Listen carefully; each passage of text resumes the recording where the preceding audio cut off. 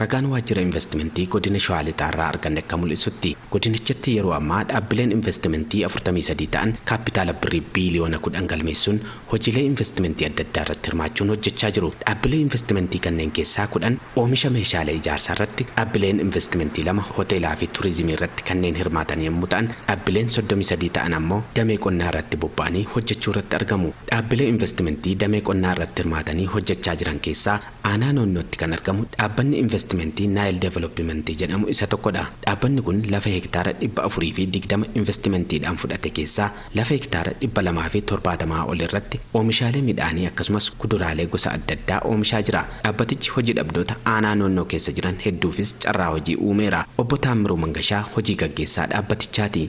Waan baay'ee itti gammadaa jirru kana carraa hojii uumuudha uummataaf.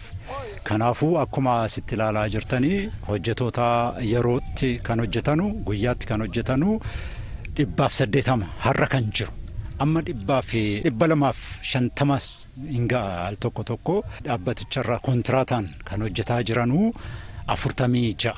Namoonni dhaabbaticha keessatti qacaramanii hojjechaa jiranis carraa hojii argatanii hojjechuun galii argataniin jiruu fi jireenya keenya fooyyeffanneerra jedhanii. Dhaabbanni kun iddoo kanatti jiraachuun isaa baay'ee nu tajaajila hawaasa naannoo keenyaatiif.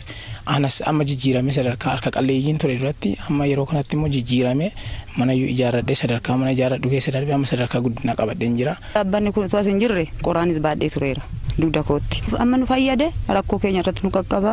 Dhaabbanni investimentii Naayil Developmentii lafa investimentiidhaan fudhate irratti midhaanii fi kuduraalee oomishuun cinatti kunuunsa bosonaa irratti hirmaachuunis hojjechaa jira. Obbo Kumarraa Soorii dhaabbatichatti ogeessa qonnaati. Hektaara 144 akkuma argitan kana bosonaan uwwifamee jira. Sababiin isaas bosonaaf carraa dursa kennine bosonni faayidaa qaba.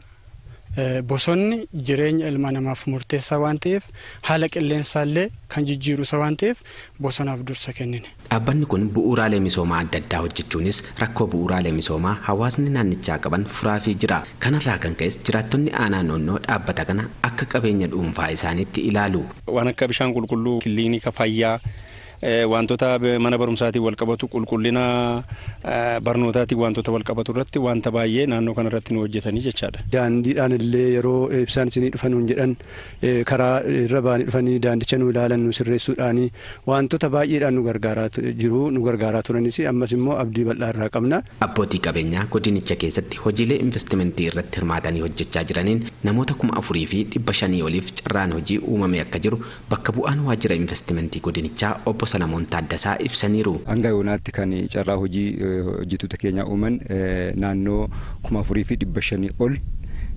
dhaabbiif yeroodhaan uumanii qabu jechuudha piroojektonni investimentii. Bulchaan godina Shawaa lixaa Obbo Galaanaa Nuurasaa godinichi qabeenya uumamaa hedduu qabaatus sababa rakkoo nageenyaa kanaan dura godinicha keessa tureen abbootiin qabeenyaa gara godinichaa dhufanii misoomsuu irratti of qusachaa akka turan himanii. Yeroo ammaa garuu godinni Shawaa lixaa godinaalee naannoo Oromiyaa nagaa fi tasgabbii qaban keessaa isa tokko waan ta'eef abbootii qabeenyaa gara godinichaa dhufanii hojiilee investimentii adda addaa irratti hirmaatanii hojjechuu barbaadaniif haalli mijataan jiraachuu Obbo Galaanaan ibsaniiru. Haalli nageenya godina keenyas amansiisaadha. Hawaasnis amma investimentii hawwachuu calqabeera hojii irratti hojjetameen.